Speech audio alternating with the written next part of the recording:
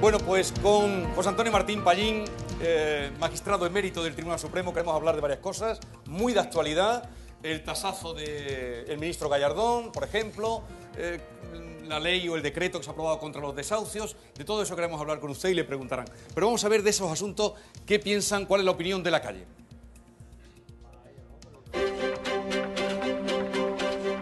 Yo pienso que la justicia en España con el tema de los desahucios está muy amarrada. No tiene posibilidades de solucionar el problema. Si hay familias que están en la calle y hay casas que están vacías, es un puzzle de dos piezas, es que no hay más nada. Entonces la justicia la veo fatal. La justicia no tiene nada que hacer porque no puede hacer. No lo dejan que haga nada.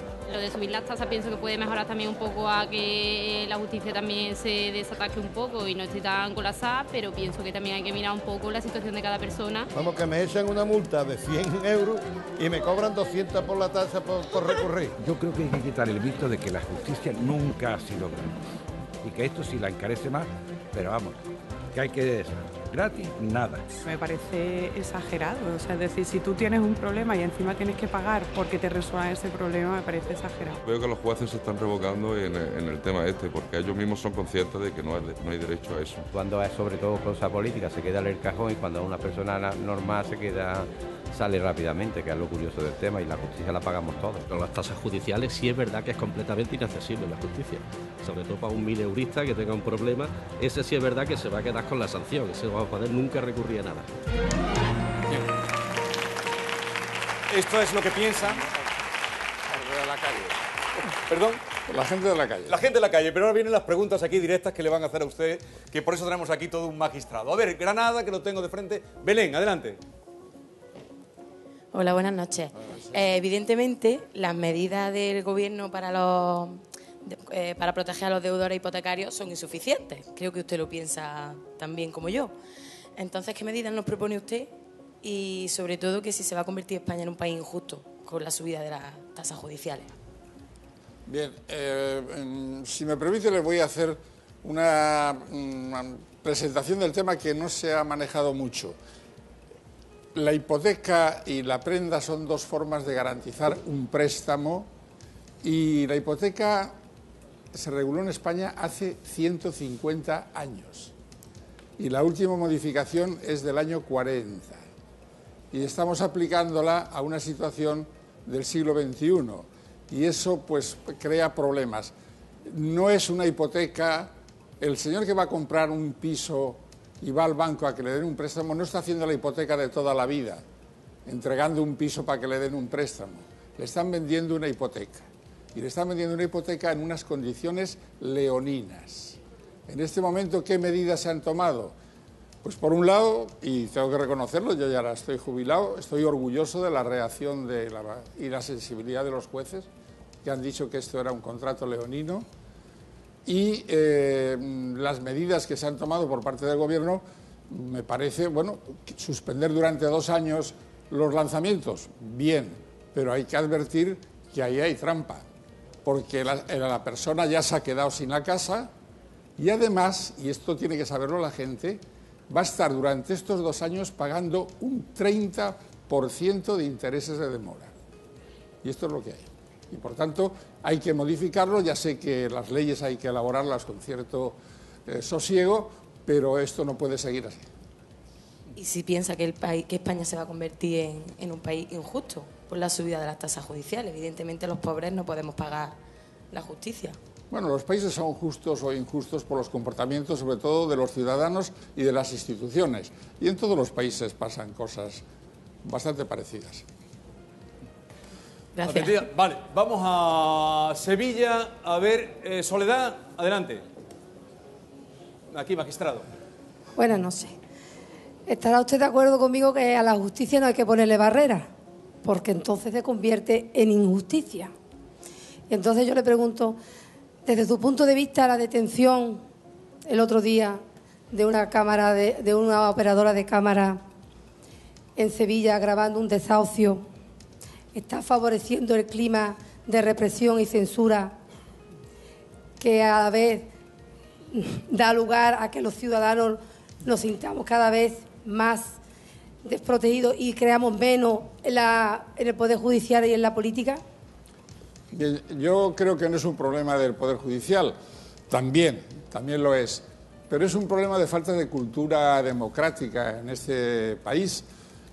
No solamente el caso de la Cámara, sino que algunos recordarán ustedes que se va a modificar el Código Penal para considerar atentado pues el chocar con un guardia en una manifestación, cuando estamos viendo cómo se comportan los policías ingleses, los policías japoneses o los policías coreanos, y no es un delito grave. Entonces se está cercenando el derecho de manifestación y sobre todo el derecho de informar sobre las manifestaciones. Esto es un tic autoritario. Hemos vivido 40 años de dictadura que no pasan en vano, y alguien está confundiendo la democracia con la dictadura. Y tiene que saber que son dos regímenes totalmente distintos. Y en una democracia debe haber transparencia, información, tolerancia y derechos de los ciudadanos a manifestarse. Y la tolerancia se ha perdido también cuando esta mujer que salió en el telediario con el ojo, que ha perdido la vista por el pelotazo que le han pegado los antidisturbios. Bueno, por lo menos tendrá derecho a reclamar la indemnización correspondiente. Reclama, el ojo no lo recupera más. Pobrecita bueno, mía. Gracias. Vamos a Huelva. A ver, Álvaro. Adelante, Álvaro. Hola, buenas noches. Buenas noches. Llevamos toda la noche escuchando cosas y leyes que rozan o pisan un poco lo que es la Constitución, ¿no? Según el artículo 39, yo lo resumo todo en el artículo 39, donde dice que los poderes públicos velarán por el seguro por proteger lo que es la sociedad, la economía y el poder judicial de las familias, ¿no? Poder judicial. Entonces, digo yo, después de todo esto, la persona de a pie como yo, como cualquiera de aquí o como cualquiera de España, ¿puede denunciar al gobierno por anticonstitucional? Bueno, el sistema nuestro tiene previsto que resoluciones del gobierno, en concreto hay muchas recurridas en el Tribunal Constitucional, ahora van a recurrir el decreto de las tasas, antes se ha hablado de los recursos que se han planteado en materia de sanidad y en materia de educación. Precisamente lo que caracteriza a un sistema democrático es que el poder, todos los poderes, pero sobre todo el poder ejecutivo, tiene que ser controlado. Es controlado en el Parlamento, con las sesiones de control, y es controlado por el Poder Judicial cuando realiza actos que posiblemente puedan ser contrarios a la Constitución. El sistema español funciona adecuadamente. Tenemos una Constitución que responde a las exigencias de las constituciones más modernas. Otra cosa distinta es que el Tribunal Constitucional esté bien diseñado y que el Tribunal Constitucional sea un organismo que tarda muchísimo. Por ejemplo, los temas que ha planteado Andalucía sobre el copago, esos tenían que resolverse como máximo en 3, 4 o 6 meses. Y hemos visto algunos casos que se han resuelto hasta en 10 años. Entonces, eso es lo que falla. Entonces yo puedo denunciar al presidente. Yo personalmente puedo denunciarlo. Sí, pero dése prisa que le van a cobrar las tasas antes de que sea que... Muchísimas gracias. Señor Martín Pallín, ahora que hablaba del Tribunal Constitucional, ¿por qué esas desavenencias entre el Constitucional y el Supremo en el que está usted? Bueno, son tradicionales. En todos los países en los que existe un Tribunal Constitucional y un Tribunal Supremo siempre hay desavenencias. Primero por interpretaciones o por interferencias. No está muy bien delimitado en dónde termina lo que es estrictamente judicial y dónde empieza lo constitucional. El Tribunal Constitucional, lo primero que hay que decir es que no es un tribunal de justicia. El órgano máximo de la justicia es el Tribunal Supremo.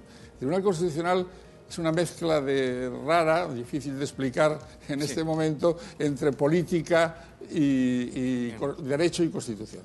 Vamos a Córdoba. Eloy, adelante. Pregunta para nuestro invitado. Buenas noches. Buenas noches. Mi pregunta es muy directa. ¿Usted cree que debe dimitir el ministro de Justicia, el señor Alberto Ruiz Gallardón?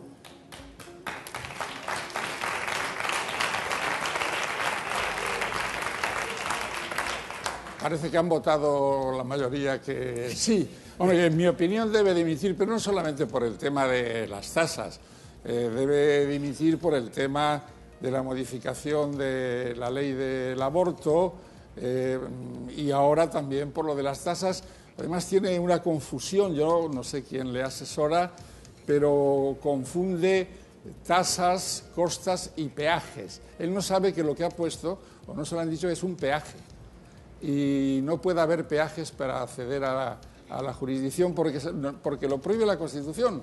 Dice que todos los españoles tienen derecho de acceso a la justicia gratis y que además la justicia les debe tutelar.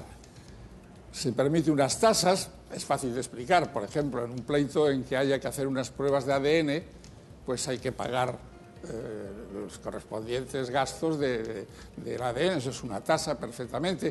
Las costas, que son los honorarios de los abogados y de los procuradores, pero lo que está poniendo este señor es un peaje y eso está prohibido por la Constitución y creo que alguien se lo debió haber dicho y como no se lo han dicho, pues tendrá que...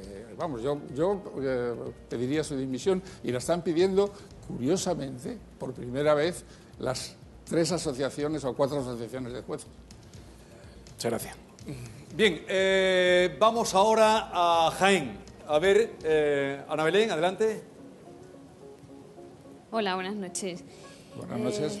¿No ha cometido la banca, con todos sus banqueros, un delito tipificado en nuestro código penal de defraudación y manipulación, alterando el valor de las cosas y provocando una gran repercusión, digamos, en la economía nacional?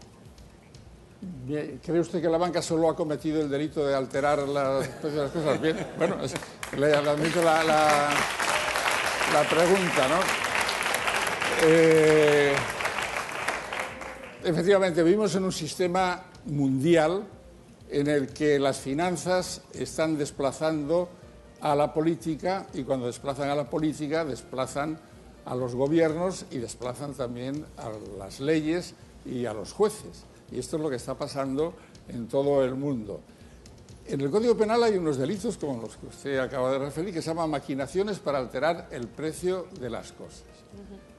Por ejemplo, unos señores que reciben dinero del Banco Central Europeo a 0 de interés y lo colocan al 3, se están lucrando. Y eso no se debe permitir. Están alterando las contabilidades. Eso se llamaba falsedades, pero la banca, como tiene muy buenos técnicos, le llama artificios contables. Y se están invirtiendo la valoración de las cosas, pero eso no es así, es ingeniería financiera. O sea que la banca tiene unos asesores jurídicos muy buenos y transforma lo que es la estafa vulgar y corriente. Me estaba acordando de Tony Leblanc, la película de Los Tramposos. Hacen lo mismo, pero mucho más sofisticadamente. Y eso habrá que recordárselo alguna vez llevando a alguno al juzgado y aplicándole el Código Penal. Puede ser. Muchas gracias. O sea, que usted cree que veremos algún banquero en la cárcel. ¿Algún banquero en la cárcel? Que yo sepa en este momento no... No, que veremos, digo. Que veremos algún banquero en la cárcel. Bueno, ya hubo uno, pero ya hace tiempo. Sí, pero ese fue a darle lecciones a los presos. Sí. Bueno, es una buena forma de hacer política penitenciaria. Bueno, vamos a Almería. Adelante, Noelia. Hola, buenas noches. Hola, buenas noches. En Madrid se presentó un libro sobre Garzón, coordinado por el exfiscal Carlos Jiménez Villarejo, donde se dijo que es cómplice el Supremo por Manos Limpias y Falange. ¿Qué opina usted de esto? Bueno, no sé, algunos de ustedes sabrán, yo he estado en el Tribunal Supremo hasta hace un año y por tanto he vivido toda esta última peripecia que para mí ha sido muy desagradable por muchos motivos. Primero porque afectaba a temas muy sensibles de este país, como es el tema de la memoria histórica y de las víctimas del bando republicano de la guerra civil. Por otro lado, porque se interfería en la persona de un juez que, por muchísimas razones y muchos años antes de estos incidentes, pues se caracterizó por su empuje y por su enfrentamiento a las mafias de la droga, de blanqueo de capitales, a ETA, etcétera, etcétera. Que un juez a la vez tenga 3 querellas por prevaricación en el Tribunal Supremo no ha sucedido nunca, ni en España ni en ningún otro país del mundo. Al final se le absuelve de 2, de una manera un poco saliéndose por la tangente, y se le condena por una escucha en la trama Gürtel, ¿no? Entonces, lo que en cualquier país sería un tema discutible, que podría llegar al Tribunal Constitucional, de si se puede escuchar o no se puede escuchar en la fase de investigación, cómo, etcétera, aquí se ha convertido en un delito para echarlo de la carrera. Pero yo creo que Manos Limpias y sobre todo y Falange pasaban por allí, pero al final las consecuencias, y además nos ha dejado en muy mal lugar. El otro día en el Parlamento Europeo hubo una censura de una parlamentaria alemana precisamente protestando por la expulsión del juez Garzón. Vale, muchas gracias. Vamos a ver, Sevilla. ¿Garzón fue un juez valiente? Por supuesto. Julio, adelante. Hola, buenas noches. Buenas noches. Al hilo del tema de Garzón, después de todo lo que ha pasado con él, ¿este tipo de casos influye en otros jueces a la hora de investigar casos de corrupción a altos niveles? Por supuesto, tiene ese mensaje perverso, ¿no? Algunos lo han dicho muy gráficamente, que era un aviso a navegantes. Los jueces, cuando se introducen en los aledaños de los asuntos políticos o al revés, entran en un terreno, diríamos, pantanoso. Lo dijo, creo que fue un autor italiano, que cuando la política entra en el Palacio de Justicia, la justicia sale corriendo por la ventana. O sea que es ese punto que también ha pasado en Estados Unidos y que ha pasado en Francia, pero que aquí en España creo que el caso Garzón ha sido muy emblemático y muy perjudicial. Muchas gracias. Málaga, vamos rápido. Álvaro, adelante. Buenas noches. La Constitución española, últimamente, visto por todos los españoles, necesita un cambio. Si hoy, jueves 29 de noviembre, en sus manos estuviera cambiarla, qué primer punto cambiaría primero? Bueno, pues me plantea así una pregunta, porque la última vez que alguien escribió sobre esto dijo que había que modificar 38 artículos. Y, bueno, realmente las constituciones no son... El más importante para usted. ¿Eh? El más importante que crea que haya que cambiar rápidamente. A mí el más importante sería el sistema de organización política federal. Yo creo que se hizo el Estado de las Autonomías como un tránsito, una concesión entre el centralismo absoluto y asfixiante de la dictadura. Se fue hacia esto que alguien bautizó como café para todos, pero en definitiva creo que el paso futuro y coherente sería un Estado federal, que ya hay precedentes en España, a pesar de lo que dicen algunos. Ahora bien, seamos realistas, cambiar una Constitución necesita un consenso que en este momento no existe ni por asomo. ¿Y en ese punto que usted dice que de cambiar, llegaría al caso algún día para cambiarse? Ya te he dicho. Bueno, no, pero... Venga, rápido, por favor.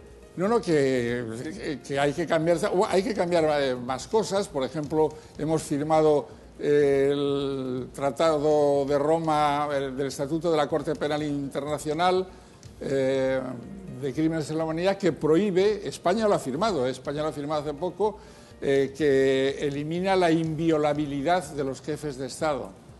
Y sigue existiendo en la Constitución un artículo que dice que la persona del rey es inviolable. En fin, hay que cambiar cosas. Muchas gracias. No, era Álvaro lo difícil que dice que es cambiar la Constitución, dice el magistrado. Bueno, Mar Barrera, por favor, redes sociales. Que vamos ya. Rápidamente, Una porque no hay pregunta. tiempo, una pregunta. Una señor pregunta, magistrado. Solamente una pregunta. Buenas Una última noches. pregunta. Bueno, rápidamente, como resumen, nuestros internautas, tristemente le tengo que decir que valoran la justicia en nuestro país de manera un poco negativa.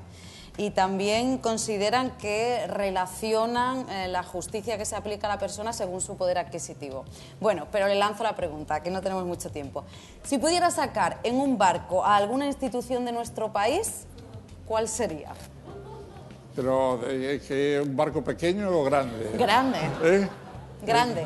En un barco... Grande. No, yo no sacaría a nadie. La verdad que tampoco hay que ser tan masoquistas. Somos un país que tenemos un nivel de sanidad, un nivel de educación, unas infraestructuras aceptables, tenemos muchas carencias y por eso no hay que sacar a nadie, sino que hay que perfeccionar y mejorar lo que tenemos aquí dentro.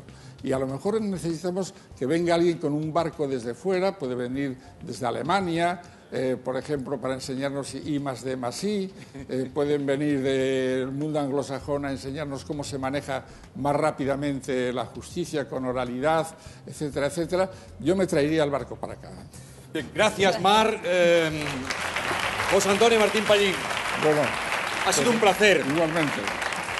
¿Se ha quedado usted con ganas de decir algo que trajera pensado decir aquí, hoy? Pues no, así, ahora a bote pronto me pido. Pues será buena ocasión para que vuelva. Encantado. Hasta luego. Adiós. Bien, pido la palabra la próxima semana. Vamos a hablar de cómo los consumidores, los ciudadanos, pueden defenderse ante los bancos, que ya ha salido aquí esta noche, y cómo pueden defenderse ante la justicia. Es verdad que se va a quedar con la sanción, se va a poder nunca recurrir a nada. Bien. Esto es lo que piensan. De la calle. ¿Perdón? La gente de la calle. La gente de la calle, pero ahora vienen las preguntas aquí directas que le van a hacer a usted, que por eso tenemos aquí todo un magistrado. A ver, Granada, que lo tengo de frente. Belén, adelante. Hola, buenas noches. Evidentemente, las medidas del Gobierno para proteger a los deudores hipotecarios son insuficientes. Creo que usted lo piensa también como yo. Entonces, ¿qué medidas nos propone usted? Y sobre todo... el problema. Si hay familias que están en la calle y hay casas que están vacías, es un puzzle de dos piezas. Es que no hay más nada. Entonces, la justicia la veo fatal. La justicia no tiene nada que hacer porque no puede hacer. No lo dejan que haga nada. Lo de subir las tasas pienso que puede mejorar también un poco a que la justicia también se desataque un poco y no esté tan colapsada, pero pienso que también hay que mirar un poco la situación de cada persona. Vamos, que me echan una multa de 100 euros y me cobran 200 por la tasa por recurrir. Yo creo que hay que quitar el mito de que la justicia nunca ha sido gratis y que esto sí la encarece más, pero vamos, que hay que gratis, nada. Me parece exagerado, o sea, es decir, si tú tienes un problema y encima tienes que pagar porque te resuelvan ese problema, me parece exagerado. Veo que los jueces se están revocando en el tema este, porque ellos mismos son conscientes de que no hay derecho a eso. Cuando es sobre todo cosa política se queda en el cajón y cuando una persona normal sale rápidamente, que es lo curioso del tema, y la justicia la pagamos todos. Con las tasas judiciales sí es verdad que es completamente inaccesible la justicia, sobre todo para un mileurista que tenga un problema, ese sí es verdad. Todo que si se va a convertir España en un país injusto con la subida de las tasas judiciales. Bien, si me permite les voy a hacer una presentación del tema que no se ha manejado mucho. La hipoteca y la prenda son dos formas de garantizar un préstamo y la hipoteca se reguló en España hace 150 años y la última modificación es del año 40 y estamos aplicándola a una situación del siglo XX. Bueno, pues con José Antonio Martín Pallín, magistrado emérito del Tribunal Supremo, queremos hablar de varias cosas muy de actualidad. El tasazo del ministro Gallardón, por ejemplo, la ley o el decreto que se ha aprobado contra los desahucios, de todo eso queremos hablar con usted y le preguntarán. Pero vamos a ver de esos asuntos qué piensan, cuál es la opinión de la calle.